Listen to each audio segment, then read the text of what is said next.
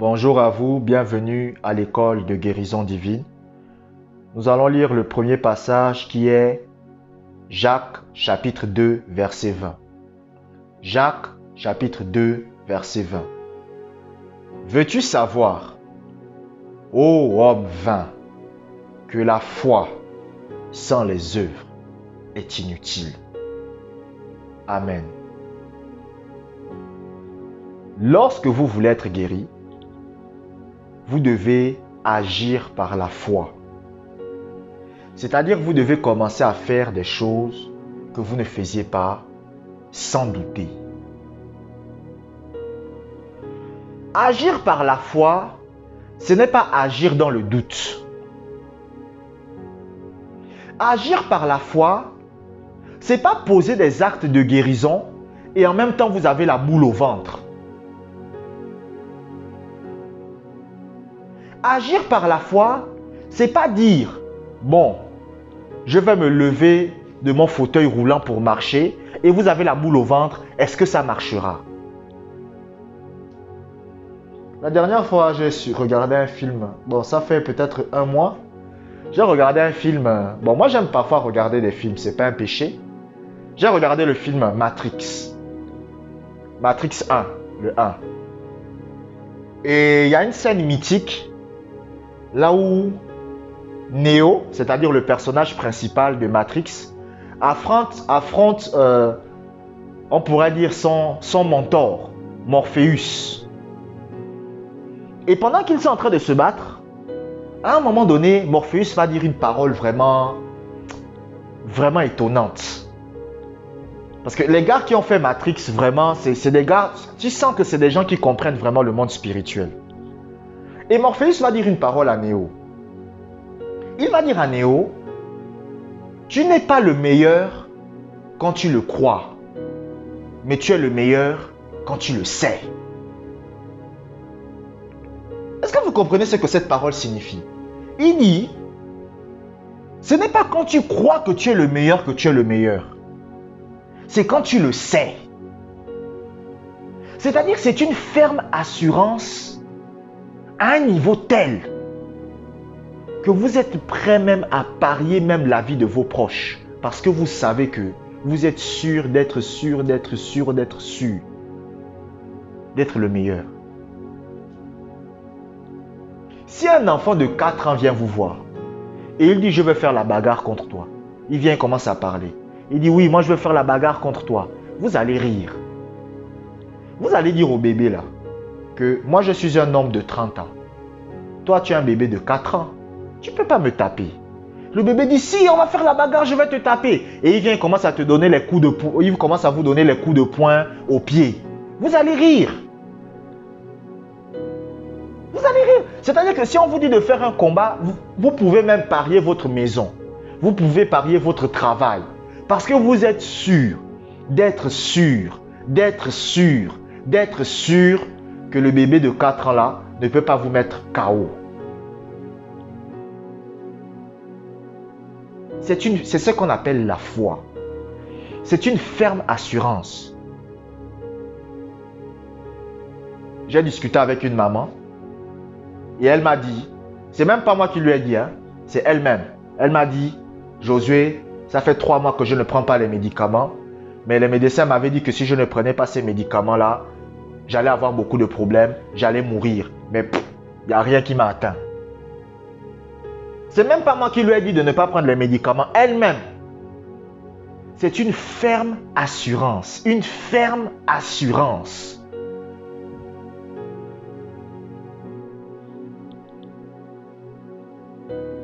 La foi, c'est pas simplement agir comme si on est guéri.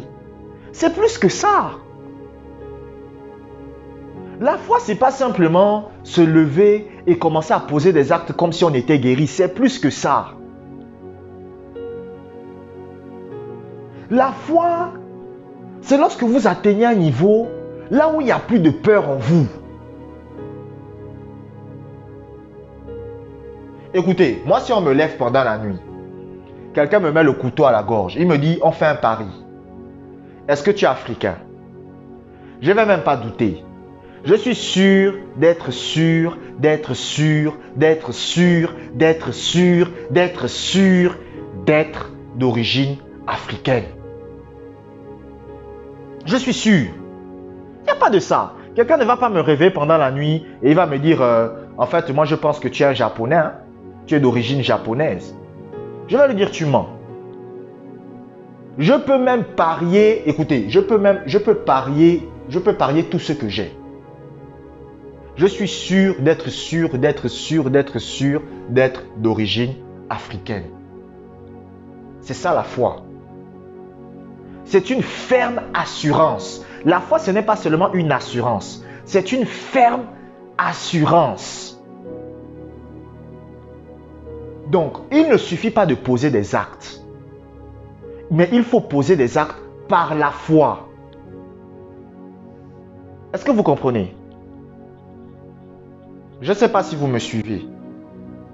C'est pour ça même l'apôtre Jacques a dit que celui qui doute, c'est comme un roseau agité par le vent. Est-ce que vous avez déjà vu de l'herbe? Quand le vent passe, qu'est-ce qui se passe? Quand le vent tourne à gauche, l'herbe aussi va tourner. Quand le vent tourne à droite, l'herbe aussi va tourner. Est-ce que vous comprenez? Pourquoi? Parce que l'herbe n'a pas de consistance. Est-ce que vous comprenez? C'est-à-dire l'herbe est soumise à son environnement. C'est-à-dire que quand le vent souffle fort, l'herbe aussi bouge. Mais le rocher, ce n'est pas pareil.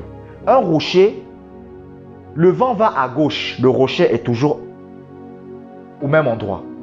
Le vent va à droite, le rocher est toujours au même endroit. Le rocher ne bouge pas. C'est ça. La foi, c'est lorsque vous ne doutez pas. La foi, c'est lorsque vous ne doutez. En fait, écoutez, la foi, c'est quoi? C'est lorsque la parole de Dieu devient pour vous aussi réelle que votre téléphone portable. Si quelqu'un vient vous voir et il vous dit, est-ce que tu as un téléphone portable dans les mains? Vous n'allez pas commencer à réfléchir. Vous êtes même prêt à parier. Écoutez, même si on vous dit votre maison, vous êtes prêt à parier que j'ai un portable dans les mains. La seule chose qui va peut-être vous empêcher de parier, c'est quoi? C'est peut-être si la personne est malhonnête. Mais si la personne est honnête et la personne vient vous dire, est-ce que tu as un téléphone dans les mains? Vous allez lui dire, écoutez, quand on vous dit 1 plus 1 égale combien? Ça fait 2. Est-ce que si maintenant je vous dis que 1 plus 1 égale 70, vous allez douter? Vous allez dire non, 1 plus 1 égale 2. C'est ça qu'on appelle une ferme assurance. Je vais vous lire un deuxième passage de la Bible. Nous allons lire Matthieu chapitre 14, versets 28 à 30. Pierre lui répondit, Seigneur, si c'est toi, ordonne que j'aille vers toi sur les eaux. Et Jésus dit, viens. Pierre sortit de la barque et marcha sur les eaux pour aller vers Jésus. Regardez maintenant ce qui va se passer. Regardez maintenant ce qui va se passer. Mais, voyant que le vent était fort, il eut peur. Et comme il commençait à enfoncer, il s'écria, Seigneur, sauve-moi. Regardez ce que la Bible vous dit. La Bible vous dit que Jésus est en train de marcher sur l'eau. Jésus dit à Pierre, Pierre dit à Jésus, Seigneur, je veux marcher sur l'eau. Jésus dit, viens. Pierre sort de la barque. La Bible dit qu'il a regardé les vents. Il a commencé à avoir peur. Il a commencé à faire quoi? À couler. C'est comme ça que beaucoup de chrétiens, c'est ce qui vous arrive. Vous commencez avec la foi. Oh, je suis guéri. Je suis en bonne santé. Vous êtes en train d'obtenir votre guérison. Après, vous vous découragez. Ah, est-ce que je serai guéri un jour? Est-ce que je serai guéri un jour? Est-ce que cette bonne santé, est-ce que c'est réel? Est-ce que les enseignements de Josué sont vrais? Ah, est-ce que ce que Josué m'a dit là, c'est réellement vrai en fait? Vous commencez à douter. Et qu'est-ce qui se passe? La guérison ne se manifeste plus. C'est la même chose qui est arrivée à Pierre. Faisons une analogie. Imaginez que Jésus, c'est votre guérison. Imaginez que vous êtes Pierre. Vous commencez à marcher pour aller vers la guérison que Dieu a prévue pour vous. Mais à un moment donné, vous commencez à regarder les symptômes. Et quand vous regardez les symptômes, vous commencez à douter. vous commencez à vous poser des questions. Est-ce que ça marche? Est-ce que c'est réel? Est-ce que c'est vrai? Pourquoi je ne constate pas de changement? Qu'est-ce qui se passe? Vous perdez votre guérison. Et vous êtes obligé de recommencer depuis le début. Chaque fois que vous vous découragez, chaque fois que vous avez de la tristesse, chaque fois que vous avez des doutes et des peurs, vous devez recommencer depuis le début. C'est comme quelqu'un qui est sur le point de gagner le bac. Et quand il est sur le point de gagner le bac, il abandonne. C'est-à-dire qu'il est en salle d'examen. Il est sur le point de gagner. Mais il dit, j'abandonne. Et après, il doit revenir encore la prochaine fois pour passer son bac. C'est ce qui se passe avec beaucoup de chrétiens. Il faut arrêter de douter. C'est pour ça qu'il faut prier. Il faut dire Seigneur, aide-moi à marcher par la foi. Aide-moi à ne pas douter. Aide-moi à ne pas être dans la peur. Le problème, c'est que les chrétiens ne sont pas humbles. C'est-à-dire qu'ils n'ont pas... Oh, vraiment. Écoutez-moi, je suis là pour vous dire la vérité. C'est ça le problème. C'est-à-dire que vous-même, vous sentez que vous avez la boule au ventre. Vous sentez que... Est-ce que vous n'êtes pas sûr de ce que vous êtes en train de faire? Vous avez de la peur, de l'anxiété. Vous ne dormez pas bien. Au lieu de dire à Dieu, Seigneur, je n'arrive pas à croire, mais soutiens ma foi, développe ma foi, afin que je puisse croire. Vous dites non, j'ai la foi. C'est pour ça que beaucoup de chrétiens ont du mal. Moi, j'ai été humble dans la vie, mon frère, ma soeur. Moi, j'ai été humble dans la vie. Même dans la constipation chronique, j'ai dit, Seigneur, aide-moi. Aide-moi à être un homme de foi. Aide-moi à être un homme qui ne doute pas. Aide-moi à être un homme qui n'a pas peur.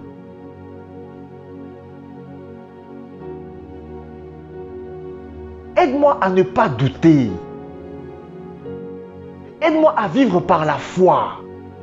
Je ne demande ces choses-là à Dieu. Et Dieu a développé ma foi. Lorsque vous avez la foi, vous ne doutez pas. Lorsque vous avez la foi, écoutez-moi, je vous le dis. Lorsque vous avez vraiment la foi, vous ne doutez pas. Vous n'avez pas de peur en vous. Si vous avez de la peur, du découragement, cela signifie que vous n'êtes pas dans la foi. Et ce n'est pas une insulte. Ce n'est pas une insulte. Est-ce que vous comprenez? Ce n'est pas une honte. N'ayez pas honte si votre foi n'est pas suffisamment forte encore. Soyez humble, venez devant Dieu, dites à Dieu, Seigneur, aide-moi, soutiens ma foi, aide-moi à être un homme de foi, aide-moi à ne plus douter, aide-moi à marcher par la foi, à vivre par la foi. N'ayez pas peur de dire ça à Dieu. Le problème, c'est que chez nous, les chrétiens, nous sommes trop orgueilleux.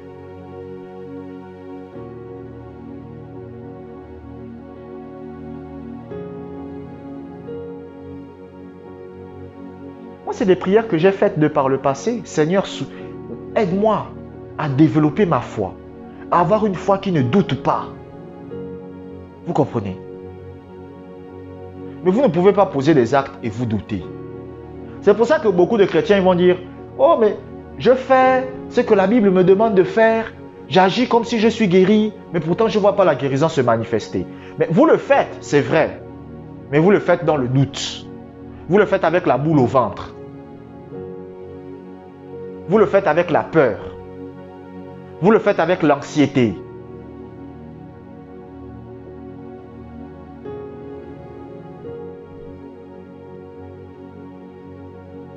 La foi, ce n'est pas seulement poser des actes. La foi, c'est d'abord une ferme assurance. C'est-à-dire vous-même, vous avez la ferme assurance. Est-ce que vous comprenez? Que ce que vous faites, Dieu est là. Vous n'avez pas de doute. C'est une preuve tangible. C'est-à-dire que votre guérison, pour vous, c'est comme regarder votre télé. Vous ne pouvez pas douter de votre télévision. Même si quelqu'un vient vous dire que la télé là, c'est pas ta télé, vous allez dire que non, c'est ma télé, j'ai payé ça. Vous ne pouvez pas douter de ça. C'est la même chose que la foi. Il n'y a pas de doute.